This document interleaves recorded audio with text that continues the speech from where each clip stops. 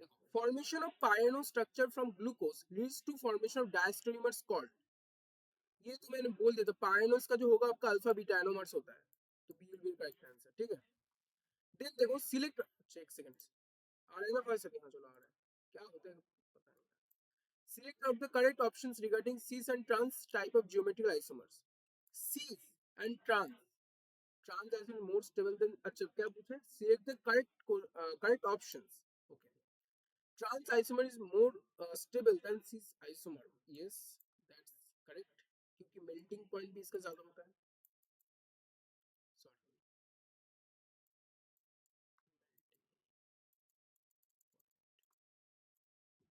Melting point of trans is more than, yes.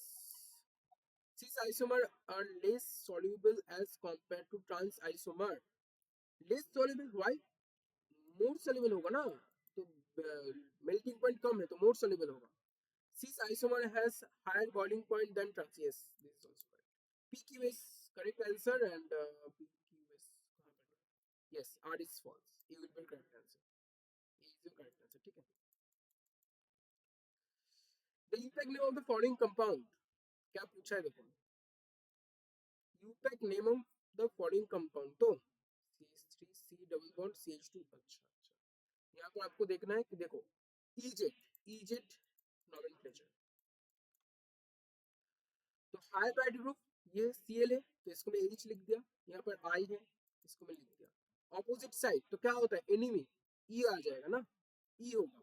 अब इसको देखो 1 2 3 4 5, तो ये वाला आपका लॉन्ग चेन हो गया ना, ये वाला आपका लॉन्ग चेन, इसको पूरा लॉन्ग चेन। अब देखो आपको अब नंबरिंग करना पड़ेगा, तो क्लोरीन पहले थे, सी पहले आएगा, तो आपको यहाँ से नंबरिंग करना पड़ेगा 1 2 3 4 5, तो 2 पे क्लोरीन आ जाएगा, तो E2 क्लोरो, देन 2 के बाद 3 पे आयोडो, 2 पेंटेन, ये will be correct. 1 2 3 4 okay, clear हुआ? बोलो जल्दी भाई, क्लियर हो कि नहीं बताओ? ठीक है, बोलिए जी। हेलो दादा। है दादा। हाँ हाँ बोलो बोलो, प्रॉब्लम?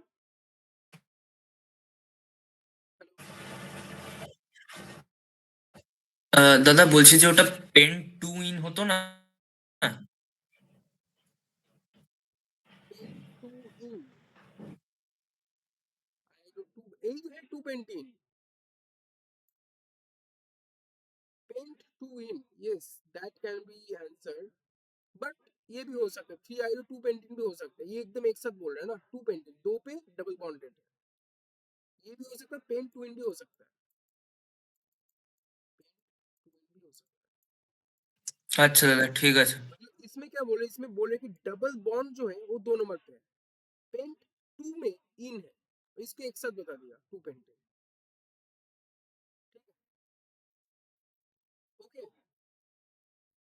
ঠিক আছে দাদা। यहाँ पर हर एक ऐसी है ना, तो इसलिए आपका बेस्ट पॉसिबल करेक्ट आंसर का आपको टिक करना पड़ेगा। Okay, give the fourth statement about confirmation of ethane.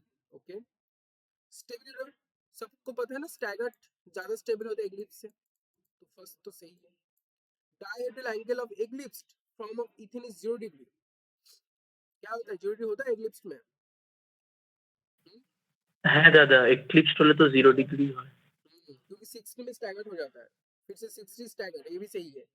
Eclipse फिर से 120 में आ जाएगा, 60 के बाद देखो 60 स्टैगर्ड, 120 में फिर से एक्लिप्स आ जाएगा ना, तो एज इज नॉट करेक्ट क्योंकि हम स्टैगर्ड किया है। तो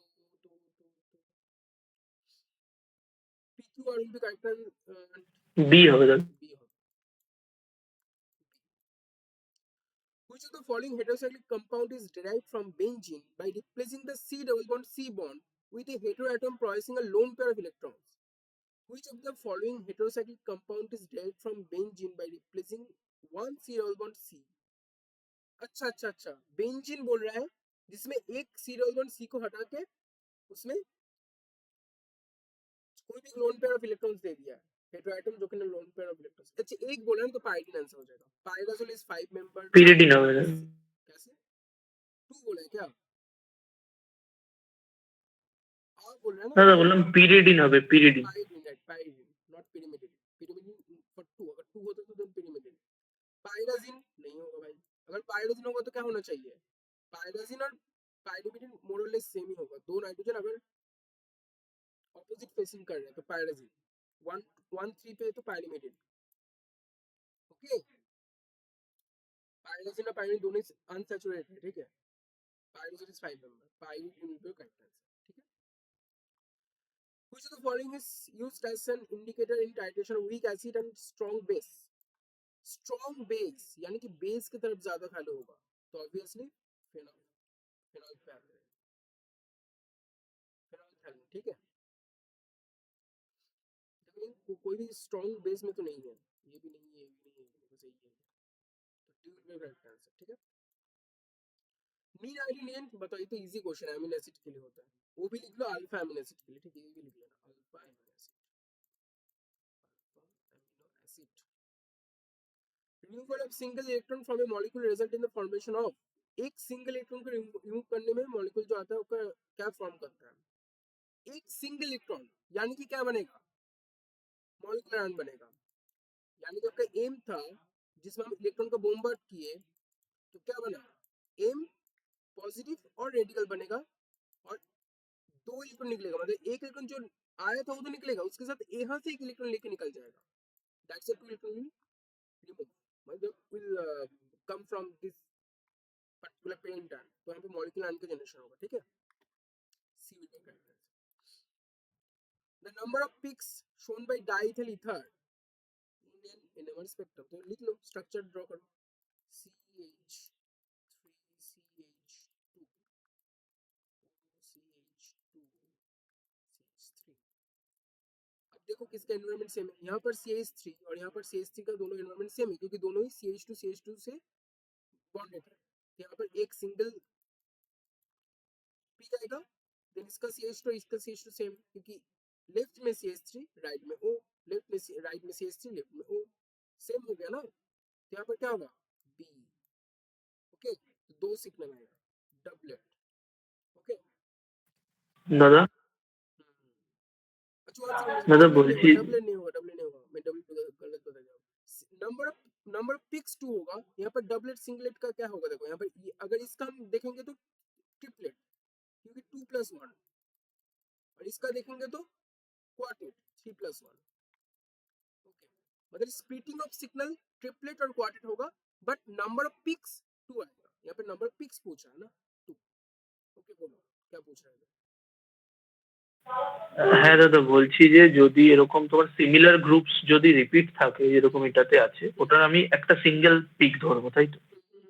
मतलब सिमिलर ग्रुप अगर सेम एनवायरनमेंट पे, एनवायरनमेंट सेम होना चाहिए, यहाँ पर CH3 का एनवायरनमेंट इस CH3 का सेम हो गया, जैसे CH2 सेम हो गया, then that can be gives a single peak for particular fragment or particular atom, okay। Next देखो, इन HPLC the analytical performance improves when, improvement के बारे में पूछ रहा है, HPLC में कब होगा बताओ?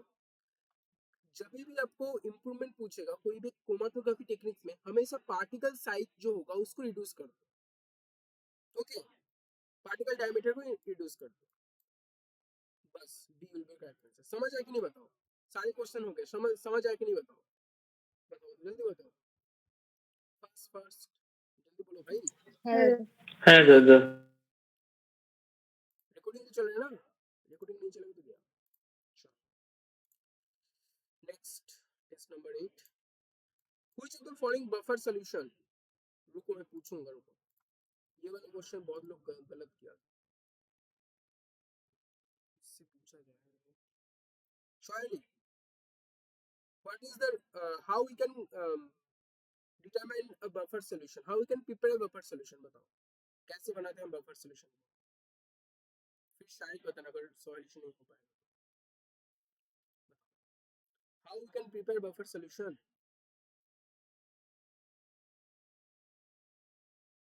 जी दादा जाने में शायद शायद हाँ भैया बोलो how you can prepare buffer solution. भैया weak acid and conjugated base weak base साथ प्रिपेयर करना. Weak acid or its conjugated base जिसको हम सॉल्ट बोलते हैं. कंजुगेटेड बेस का सॉल्ट.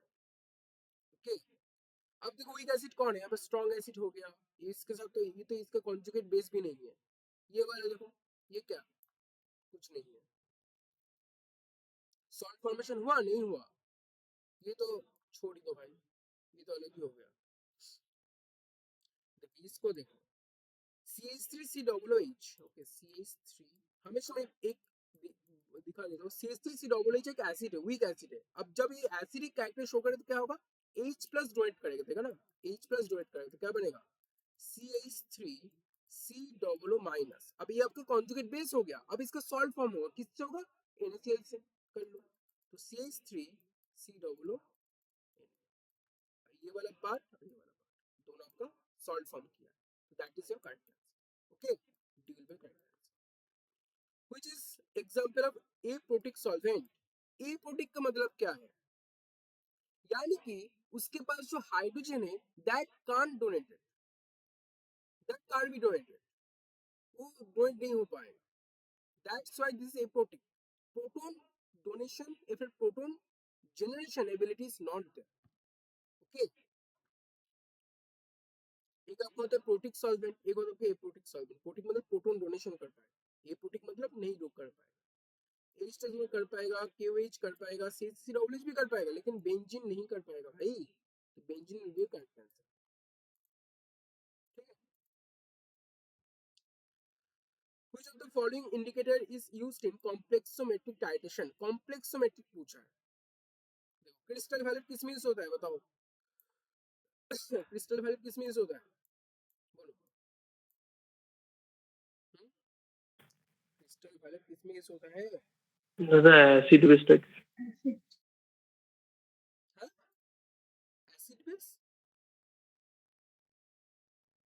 एसिड बेस में क्रिस्टल वैल्यू यूज होता है. दादा non aqueous titration. Non aqueous, not acid base. Eosin बताओ. Sargent's method. Absorption principle related to Fajans method of precipitation titration. Methylene, that is your acid base. Okay. और murex-side, that is your complexometric titration use होगा. Complexometric titration. PM indicators, murex-side, Edicom black tea, that all are used in complexometric titration. ठीक है. The mobile phase flows through the through adsorbent by. बताओ mobile phase flow करना है through एडसॉर्बेंट. कैसे? adsorbent, फिर से adsorbent. The capillary action. Yes. You see, it is telling that it is TLC. Adsorbent पूछा है ना, तो क्या होगा? कैपिलरी एक्शन होगा. ग्रेविटेशन किसमें होता है? पेपर क्रोमेटिक में होता है. हाइपोक्रोमिक प्रोपेल क्रोमेटिक होगा, कॉलम क्रोमेटिक में होता है, इसमें ग्रेविटेशन ज्यादा होता है. ठीक है. Hypochromic shift is displacement of A band. Hypochromic पूछा ना, हाइपोक्रोमिक. हाइपो क्या था ग्राफ में? ऐसा ग्राफ था. इधर आपका क्या था? बैथोक्रोमिक. इधर आपका था हिप्सोक्रोमिक. इधर आपका था हाइपर. इधर आपका था हाइपो. बैथोक्रोमिक मतलब longer wavelength red shift. Hypsochromic मतलब shorter wavelength blue shift. Hypochromic hyperchromic मतलब एब्जॉर्प्शन जो इंटेंसिटी है that is the increment in absorption intensity. Then hyperchromic hypochromic मतलब डिक्रीज इन एब्जॉर्प्शन इंटेंसिटी. पूछा आपका हाइपोक्रोमिक, तो what will be the answer? Your D, a decrease in absorption intensity. Okay, बोलिए जी. Calculate the lambda max of the following molecules. बताओ. उडॉट Fisher rule दे दिया. कुछ नहीं. पहले देख लो कौन सा आपका ये कौन सा है। एक होता है आपका होमोन्युलर, एक होता है हेटेरोन्युलर, एक होता है आपका टाइम जो कि एसाइक्लिक और एसाइक्लिक ट्राइन। ये आपको होमोन्युलर है, एक ही रिंग पे दो डबल बॉन्डेड कंजुगेशन पे, तो आपके ए रिंग मान लिया मैंने इसको, तो क्या होगा इसको बी रिंग मान लिया, that is a 253 base value. Then ring residue देख लो, इधर एक इधर एक इधर एक और इधर 4, तो क्या होगा 4 into 5 20 ऐड होगा प्लस क्या होगा बी रिंग का दो एक्सोसाइक्लिक डबल बॉन्डेड है, तो for each exocyclic double bond we have to add 5, तो 2 into 5 10। अब बताओ कितना होगा वैल्यू 253 20 273 plus 10 283